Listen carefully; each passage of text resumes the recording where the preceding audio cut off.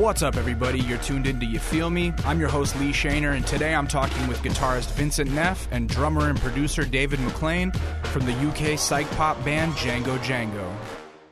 So, did you guys grew up in different countries? How do you end up meeting then? I moved to Scotland when I was like 18. Yeah, right. Basically, that's what happens to a lot of Irish Why kids. is that? They just kind of, it's like the way you probably walk around San Francisco and there's just Irish people all over the place. We just leave. How come?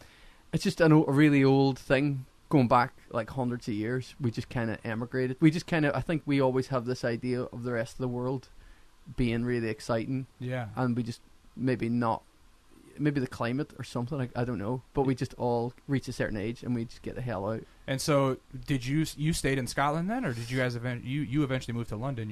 Yeah. After I met Vinny at art school, then I stayed in Scotland till I was about 25, 26, then moved down to London, and that's where we met up again to do music. So you guys met in art school, then split up, and then came back together. Yeah. He was in the art department, I was in the architecture department. Oh, okay. And I've been writing kind of songs since I was like early teenager, but never really did anything with them. I just had like this little book and loads of like little cassettes. Right. And Dave had been like DJing, and you had like a kind of weird MySpace page. I was making sort of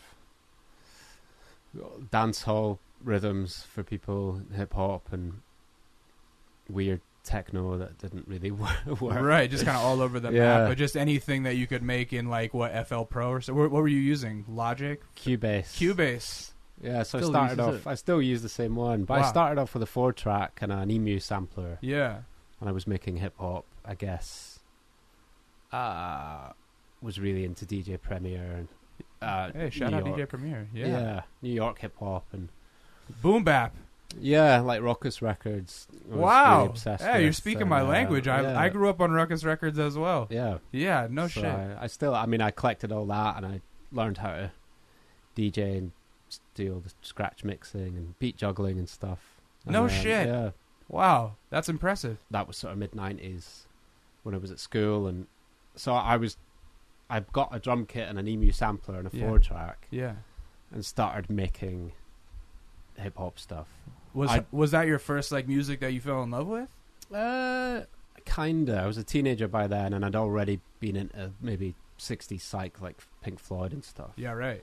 And then dance music, acid house, and hip hop kind of broke at the same time, early 90s, mid 90s. Right. But yeah, hip hop was my teens were kind of taken up with hip hop, really. That's amazing. And but I didn't. There was no rappers in Scotland, right? You never tried to write some bars or what? Nah, I was just obsessed with beats, really. Yeah. Obsessed with drumming and looping, and I would make before I got a sampler, I was making tape loops, just rewinding, recording, and everything. And like putting sellotape. I don't know if Scotch tape you call it here. Yeah.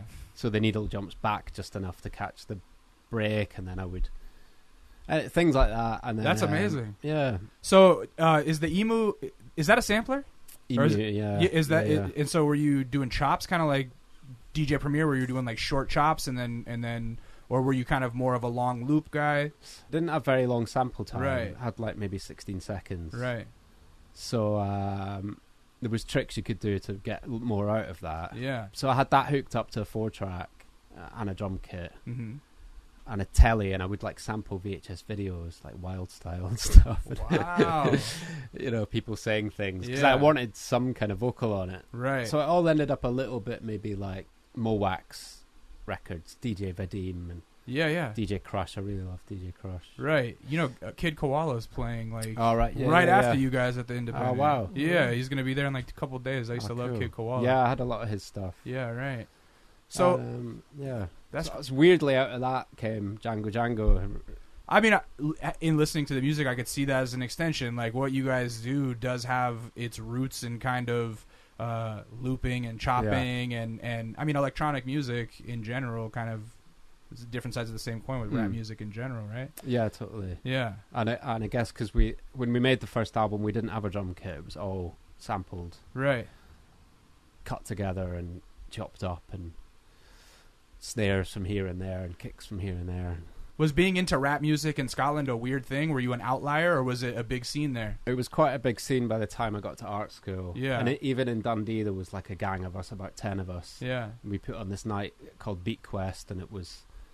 There was an older guy DJing there, and he got me into the samples behind. So this was maybe 95, 96, and I started then crate digging for samples. Wow. So yeah, it was there, but there was only like 10 of us in the whole city. I mean, even 95, 96, that's still a relatively early adopter. I mean, that's like golden era. Yeah. I mean, I was listening at that point, but I wasn't partaking. You know what I mean? But yeah, that's amazing. Were you a hip hop head as well? Not as much. No. What was your shit? Like I'd kind of again come through a lot of the sort of 60s psych stuff.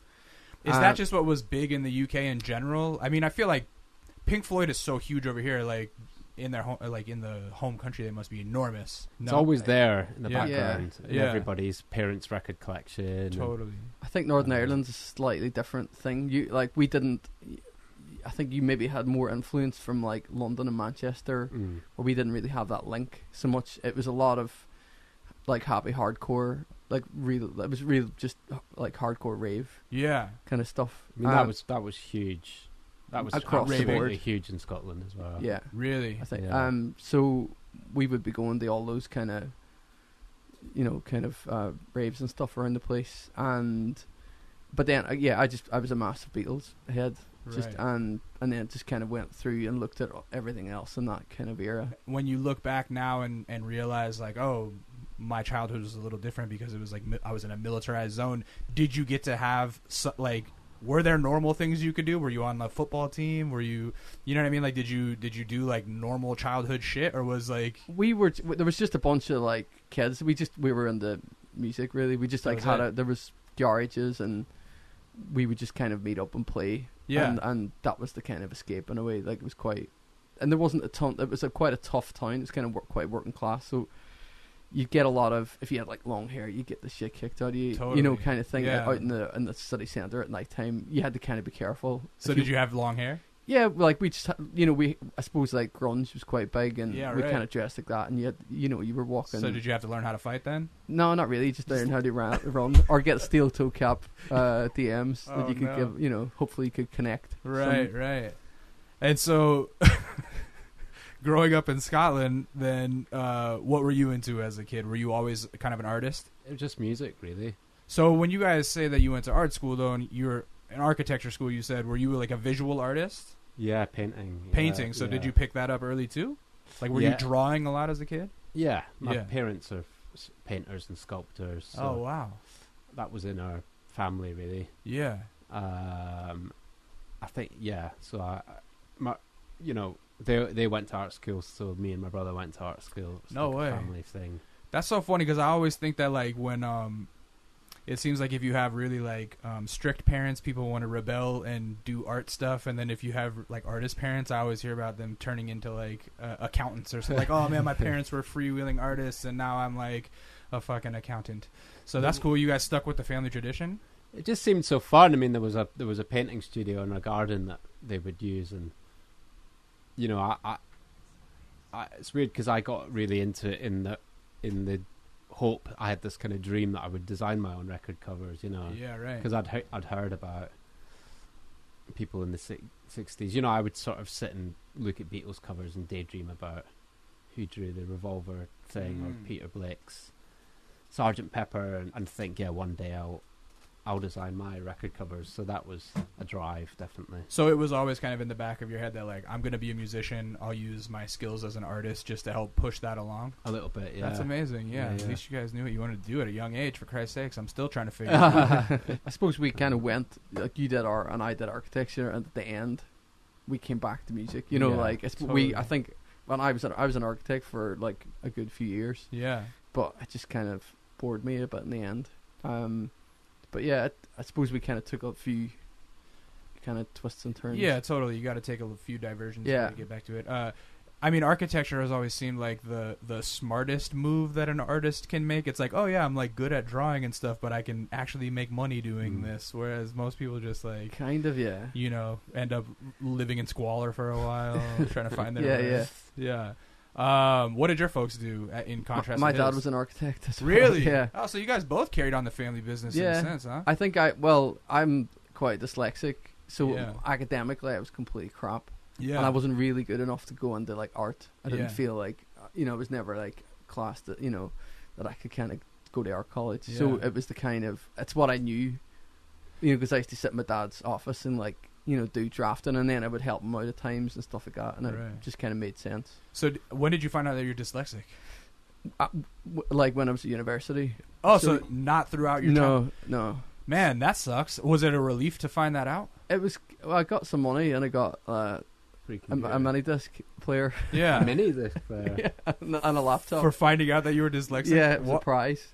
What does that mean? No, it was it was to help us. Oh, to like record lectures and stuff like that, because I could never write down the notes. Fast enough. Like because I was always, I just couldn't. My notes were just gobbledygook at the end of the session. Well, so growing up and like being in school, did it just make the experience miserable then? Like, are you just failing classes and not realizing why? Yeah, I was failing classes, but I think it might have been. I used to think that if you like, I had a special pen. Yeah. That I thought if I did my exams with this pen, it would I would do really well. Yeah. So I must have been massively superstitious, like Irish superstition or something.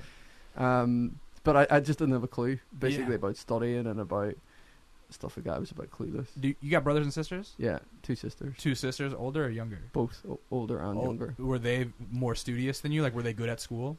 Yeah. So were your parents just like, what they the just fuck went wrong with the boy? They just gave up. Yeah, really. right. They said they were checking, but they weren't. They just let me get on with it. Yeah. It's kind of a good way, I suppose. Right. I mean, but to an extent, when you find out in college that you're dyslexic, you must be like, oh, it all makes sense. Yeah, totally. I think they just didn't really want to. I think if they had opened up the door, they would have found out that half the school was dyslexic. So they just didn't really want to deal with the hassle. Yeah, totally. It's not really. It's obviously in an era now that, you know, we try to encourage that kind of stuff or try to get that out. And it was just in that sort of 90s zone where it was just like talk to the hand. Right, totally. And then the next generation was like, give them all Adderall. Yeah, fuck exactly. it. They've all got ADD. Were you studious? Were you into school? No. I was a. You were a brat by the sound of it. Shit student. Yeah. Oh, brat. How? Like you were always in trouble? Not in trouble. Sometimes. You seem too quiet to be a troublemaker. Yeah. I mean, I don't know. I had my moments, but I didn't focus, or I just wanted to do art and music. Really, so anything else was just not on my radar at all. Really. So. Was beat making the first instrument you picked up, or like the first mode into the music, or did you pick I up played trumpet for a bit at school. There you go. You learned how to read treble clef? Yeah, but I don't remember anything about it. Of course. And I was in like jazz bands and it's not like free jazz. It was like marching band jazz. Totally. It was really boring. It was like, and I was in a big sort of wind band orchestra thing. Right. And really big, complicated pieces with like 120 people. Oh, wow. And then you waited the whole piece for your part, so it was like rest for pages of rests, and then rest. For your like 5 notes. Yeah. But how long did you stick with it? Years, actually. Really? Stuck with.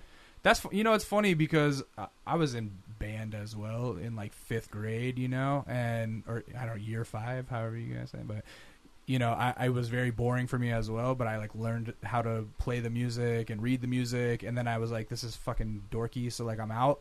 And now I look back and I'm like, I wish I would have stuck with it, because one thing I've learned is if you know how to play the trumpet, you can always find a session gig somewhere. You'll always be paid if you can play a brass instrument. You know what I mean? Yeah, you should probably pick. You could pick.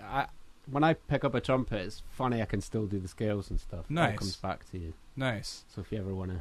I get can't. Back on that. Yeah, right. Did you pick up guitar first, or what did you pick up? I think we had this bus that came around. It makes it sound really, but we had this bus that came around with a bunch of instruments in the back. Yeah. And they brought a tape cassette into the headmaster's office, and he vacated the room. And then they would play you, like, they'd take each child individually, or maybe, and they would say, was that note lower or higher than the last one? Yeah. I basically flunked the whole thing. Really? Everybody got an instrument, and the bus drove off. Like, I was basically instrumentless, so I took up the guitar. They're like, you do Magic Pen, though. I had them. I know, you should have put my magic pen will get me through the day. Damn, so dyslexic and tone deaf? Yeah, exactly. Yeah. And now I'm Holy in shit. music, They could have at least given you a tambourine or something. Exactly, Like just The triangle. Ding, Yeah, ding, yeah. ding, ding. So yeah, I So you didn't make the band. I didn't make He the was a brass special 100, boy. 120 piece. But so you picked up a guitar. Yeah, Did you learn any like traditional Irish music as well, or were you just like diving straight into the Beatles? I did classical music for a while and a classical guitar, and yeah, traditional kind of Irish stuff. That's tight. Just on the side, but generally I was not really interested in that. Yeah, you guys talk about going to raves and stuff and how big raves were, and that kind of only made it to the States a little bit. But you know, I'm from Alaska, and when raving got big in Europe, like we would have little like basement raves at you know, and everybody would like do ecstasy and shit. Like, did you guys get into like mind altering substances at these raves, and were they like eye opening experiences for your musical tastes? No, I was always too focused on the music, and Yeah. I would DJ at raves from quite early on. Nice. So, that's usually why I was there. Or,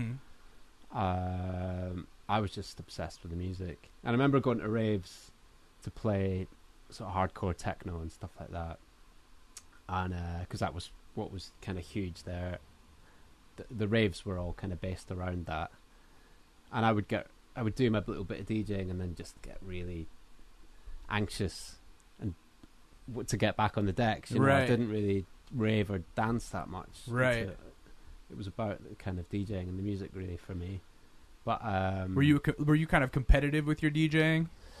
I wanted to be good at it. Yeah. I wanted to just It's an art, but it's also kind of a sport in a sense, you know. I feel like DJs are very competitive. Yeah, I mean, hours and hours of practice. Yeah, would you just shed like all the time? You just lock yourself in your bedroom with turntables? Totally. Yeah, right. Yeah. And try and learn, because there was no YouTube and that back then. But you would try and get a sense of how somebody did something. Yeah. Like, you know, beat matching was fine because it was dum dum dum dum dum. But then you would hear about, you know, how beat juggling worked, or you'd get a Funkmaster Flex tape, and he'd be like, right. You'd listen to it and try and work out. Oh, he's got 2 copies. I remember realizing he's got 2 copies. Like that's how he's doing it. Yeah, right. And then it was like, right, now I'm gonna try and get 2 copies, which was always impossible. But so you're like an old school DJ that had crates full of vinyl and all that. Yeah. Still do. Were you relieved when Serato came around and got good, or what? I've never had CDs. I've never had downloads. I'm vinyl, strictly vinyl. Wow, still, what a purist. Yeah, not out of kind of hipster snobbery or anything. It's just that's what feels right. I grew up with. That's what I had, and then you get to a certain age where, you know, when you were young and your dad couldn't work the telly and the VHS. Yeah. And you were like, Dad, but this is how you record on video. Right. Well, that does start. And now I'm like, I see kids with memory sticks and they turn up to DJ and they're like, right. And they're just looking at the wavelengths go by and everything. How do you know that? How do you know what song you're playing about looking at the record cover? Right. And they're like, all right, old man. That's so funny. Wow. That's... So I carry records around everywhere when I DJ still. Yeah. No shit. That's crazy. You know, because I always compare DJing and like Serato and vinyl as kind of like with photography, like film versus digital. And people see me shoot and they go, "Oh, do you ever shoot with film?" And I'm like, "Hey, bitch, I grew up shooting film. I graduated from film, and now I get to use digital because I understand digital." And I always feel like DJs must have been so relieved when they finally could stop lugging the vinyl around everywhere because like so much weight. It is, but then life can't always be a piece of cake. Do you know what I mean? When I hear DJs complaining about vinyl, I'm like, mate, you're getting paid to go somewhere and play records. Yeah. Like, there's people doing hardcore jobs and getting paid a fraction, you know. Totally. Quit moaning about carrying a record box. Do you know what I mean? Yeah, hey, that's a good perspective. You still dig a lot? Yeah, totally. I mean, over here yeah, is heaven for me. So I'm going home with a big pile, mainly now to find samples. I mean, I've always been into finding breaks and samples, but having the bands now, and it's an extra kind of, will we find that sample that'll make, this great track or whatever. Yeah, totally. Or get a big kick out of that, really. You try to hide your samples, or do you guys like sometimes clear them if clearance isn't happening? Yeah, we do try quite hard. We always try. I mean, there's a sample of the Bookshelf rhythm, which is quite a big dancehall rhythm. Yeah. On the last album, I think Sean Paul used it. Anyway, it's very recognizable. And Tommy actually figured out how the producer made the Bookshelf rhythm, and it was from an ancient sample pack of CDs that were for that EMU sampler. So you would load them in, and then you would get your and it's all these kind of chopped up beatboxes and cats meowing, and he's just going to. So we could have just put it together out of those, but then, and then technically not sampled it. But I think you have to get samples cleared, even if it's too risky not to. Yeah, and it's also just not fair on the guy that came up with it. Totally. So talk to me about, you moved to Scotland for art school, right? Do you guys meet pretty instantly at school? It wasn't that long, because we had loads of friends that, like, Dave, I had friends that were studying with me that Dave went to high school with. Yeah. So there was, like, weird kind of... And were people like, oh, you make music? Oh, my friend Dave makes music. There wasn't that many people making music as far as I could tell. So we kind of talked about doing something, but we were always kind of just in the pub. Yeah. A lot, or just... We kind of were a bit we were kind of messers in a way. It wasn't really till the years later that we got kind of started on it. Messers? Like you would just mess around with it? Just messing, like, as in, you chat shit and just say you're going to do something but never do it. Yeah, okay. Yeah, right. I like that. I'm going to incorporate that into my slang from now on. I'm just a messer. So when you guys are at the pub, who's a better drinker? Who can handle their liquor better? Oh my God. There was a lot of boozing in Edinburgh. Yeah, right. I'd say you a little bit more. Yeah, maybe. You were. I mean, there was pub culture there. It's just like. What's the pub culture like? Amazing. I mean, Edinburgh has amazing pubs, and they're everywhere. Really old, and they're very old, and the weather's crap. So people you finish work, and I worked in the cinema, and you finish work, and everyone's just straight to the pub. That's amazing. And does everybody have their like pub that's their home? Yeah. And it feels like you're a tourist if you go to another one? Or kinda, yeah. Yeah. Do people get defensive about their pub? A little bit. Yeah. We had this one called Burlington Bertie's that was like that was my pub as well. It was like a back room of a theatre, bar, but it was like a cupboard. It kind of felt like this bus. It was tiny. Totally. And we just got so into going there, and then that 4 years of my life was spent really every night in there. And is it something like you go there for not just for booze but for food as well? No, just booze. Yeah, $2 and a drink. Mainly in Scotland, I mean, you eat chips, right? I mean, I only ate chips for 10 years there. Yeah. After I left home. French fries, guys. I'm very cosmopolitan. Chips, I got you. Or sometimes chips in a roll. So disgusting. Chips in a roll does sound gross. I've only been to Europe once, but I went to some sandwich place that was like, this is the American sandwich, and it was fucking ham. In a French roll, it was ham, and then French fries, ketchup, mustard, and salt, or ketchup, mayonnaise, and salt. And I was like, Americans would never eat this. That is disgusting. Weirdly making me quite hungry. Fried chips on a roll. Yeah, that's weird. Yeah. Well, we did eat fried chips in a roll. Would you call it a roll? Like a bap? Like a bun, I guess. A bun, yeah. I mean, a bun. Yeah. Sure. So you'd eat chips in a bun and then go to the pub. Yeah. That sounds like a very fattening experience. Yeah. What's the beers over there? What do you guys drink?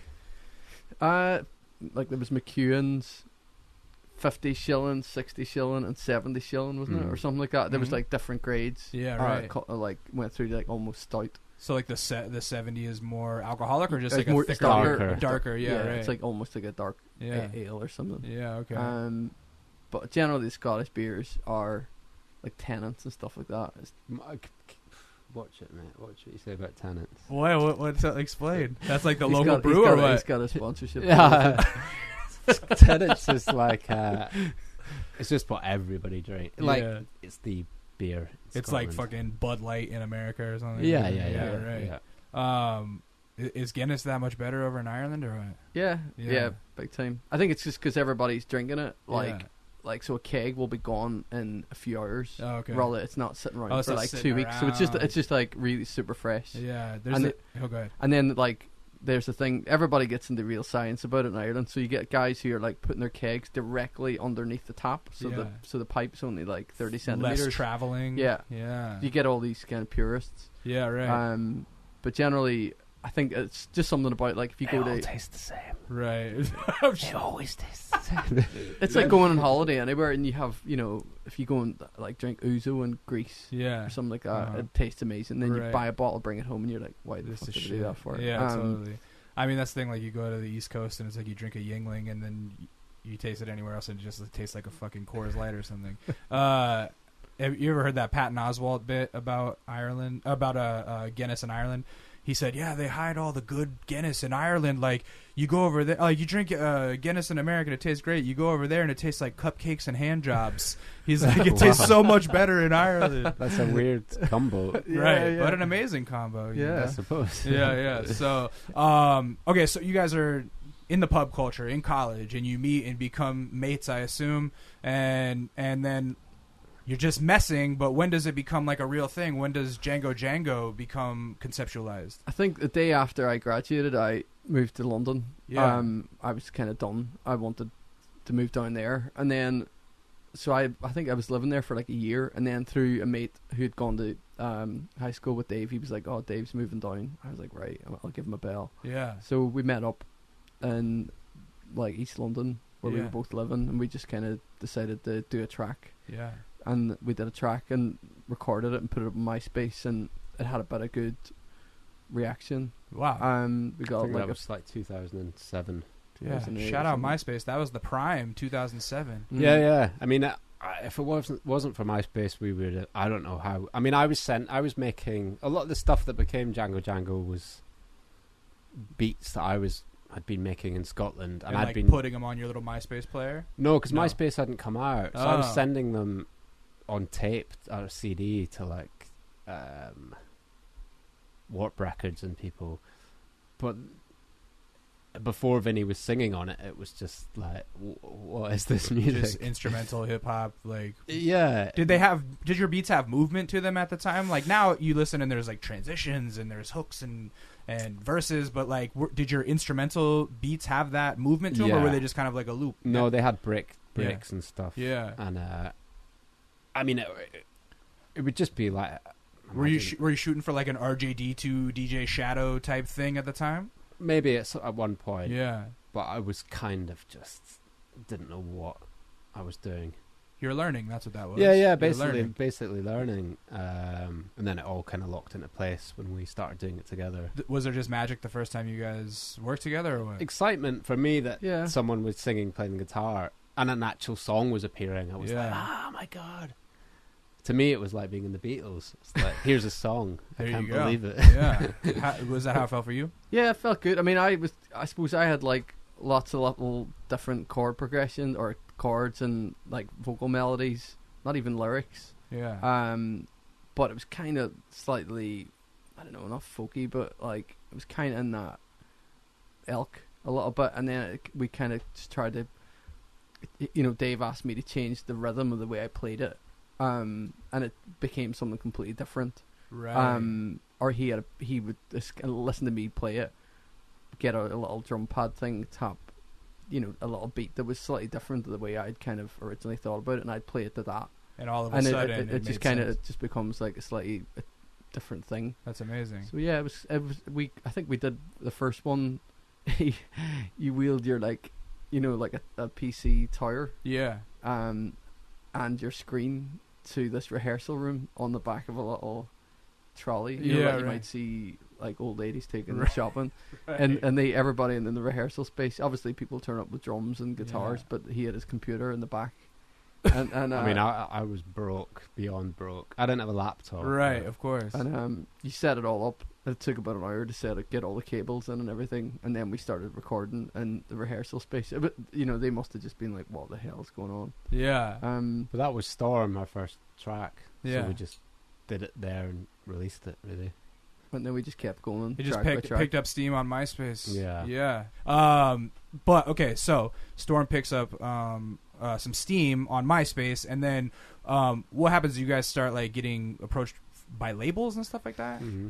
I think. We did that. It got on a kind of couple of blogs. Yeah.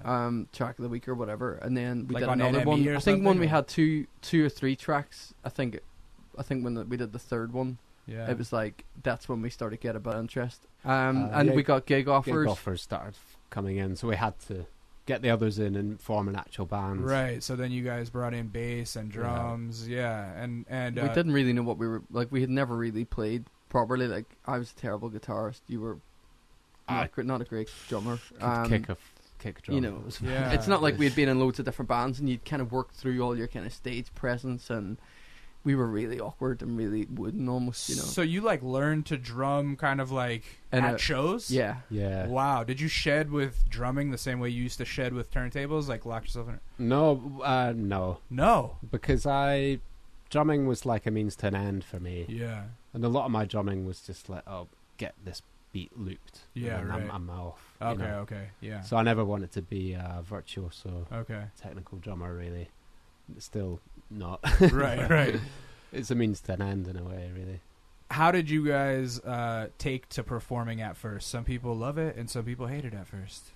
I think the first gig we did was like it was called Free Fridays, and it was in Brick Lane in Shoreditch, which was a big kind of area of like galleries and music and stuff like that, and it was packed. Really? It was like us and this band called Mikachu and the Shapes, who kind of did quite well. Yeah. And we just thought, this is, and it was like a big venue. We were like, this is the way it normally is. You just turn up and there's like 200 people here. Yeah. And it was pretty bad. I think we got through it. Yeah. Fine. And then the next gig was like 10 right. people. So we kind of realized that was the kind of path, and we just had to crunch it out for like 2 years, just kind of constantly play live and trying to get the set better and get new songs, and basically write a new track and play it that weekend, so it was kind of a learning. And was it something where when you're writing those new tracks and then performing it that weekend, are you kind of working out the kinks and then re-recording it later? Maybe it's like, this works better if we do it like this, or like were you workshopping it, or was it like the song is finished and perfect and then we're just going to learn how to play it better? Kind of like that. Yeah, okay. Because we didn't have the time or money, or we had jobs still. Okay, yeah.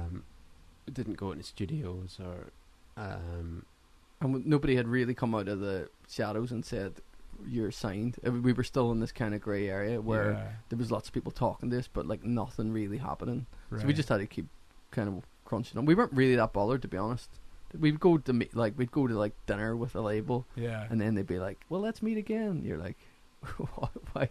Either do it or don't." But those are those meals where you just make sure to order the most expensive thing on the menu because you're never going to see him again. Exactly. Maybe? Yeah. So how long was it until the debut came out? Then a couple years. 2012. So a few years. Yeah, 3-4 years. Do you look back at those first 3-4 years before the record came out as like some of the best years of your life, or is that just romanticized?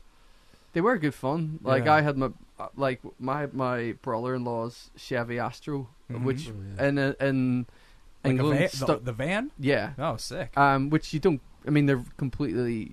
You never see them. They're completely weird. Yeah. And they just eat fuel. They are. And that was our band fan. It was good. We traveled all around Europe and that. Nice. And it was kind of cool. They rock up at venues. You'd always see the crew coming out. The in-house crew, and going, these guys, in this van. Right. That's funny. So after the debut, what's the response like for that?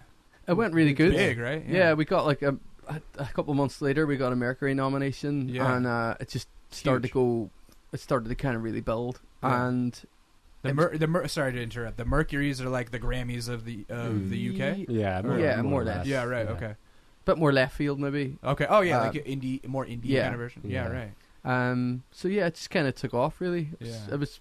I don't think anybody, like the label, certainly hadn't expected it, and then they were trying to kind of keep up with it, and we were trying to still try to get good live. So it was this weird mix of like learning on the go, and just the label. And then you're thrown in to play with people then who are like really good, like Metronomy or something like that, and you're supporting them, and you're like, right, we actually need to kind of step it up a bit. Right. Does opening for bands like that though, like, teach you a lot? Yeah, it just gives you a kick up the arse, really. Yeah.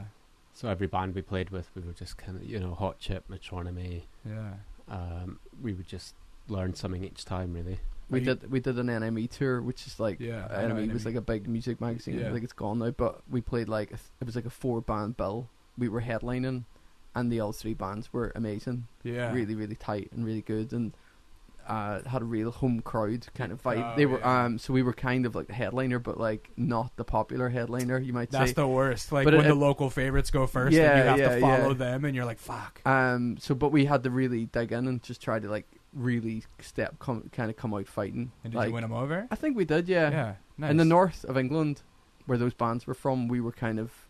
It was always on the verge of like getting bottled, bottles of piss flying in, from just kind of sidestep and stuff. But once we got down to the south, we were fine. We were safe. We don't use that term "bottled" in America, but I've learned it from like my UK friends and Australian friends, and I think that is like the greatest term ever. Getting bottled.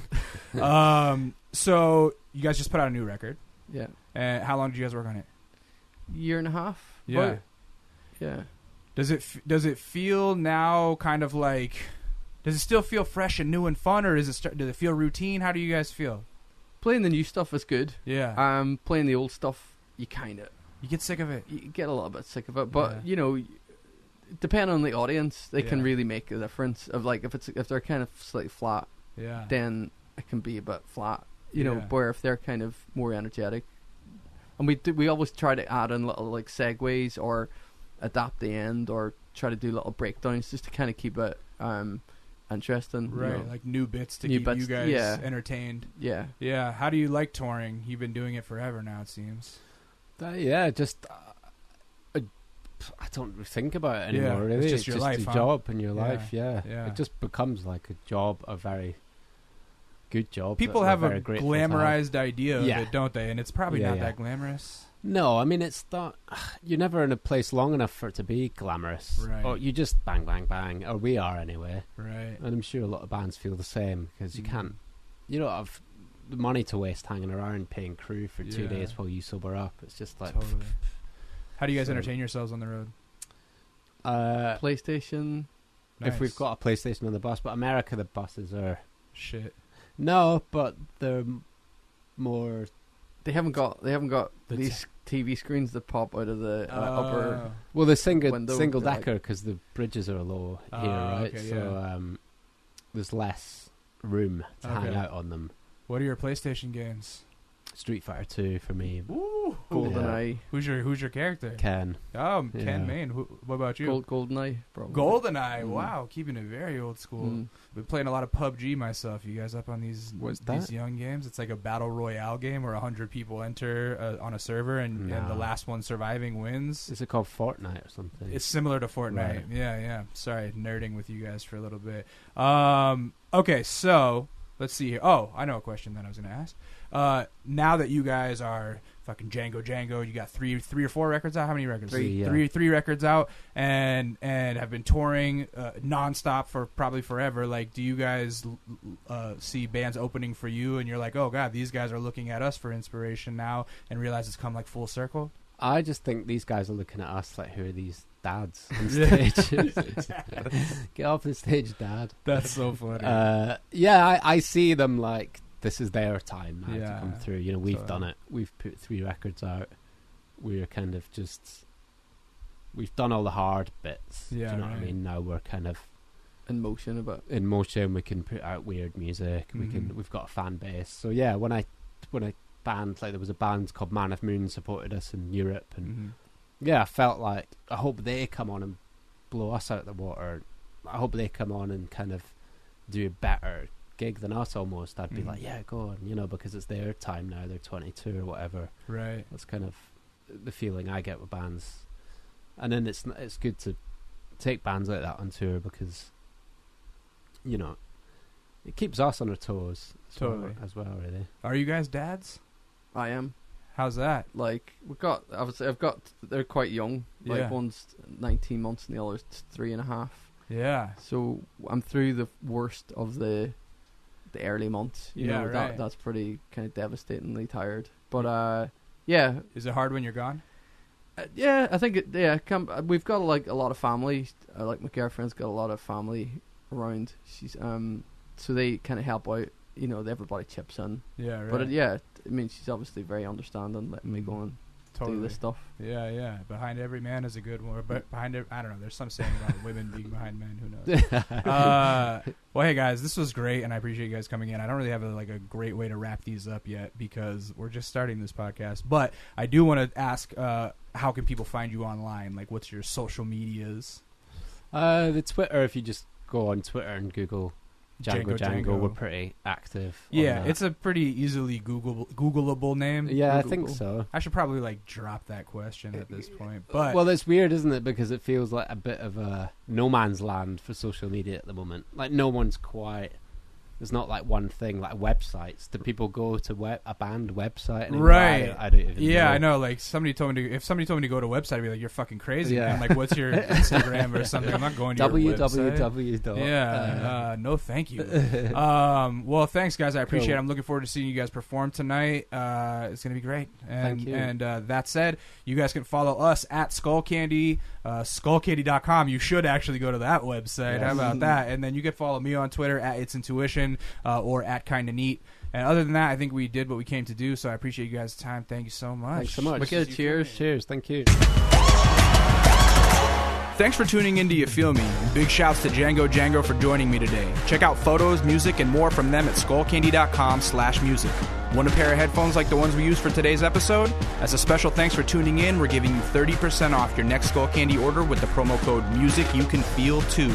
That's MUSICYOUCANFEEL and the number 2. Subscribe on YouTube or your favorite podcast app now to stay up to date on our latest episodes and interviews.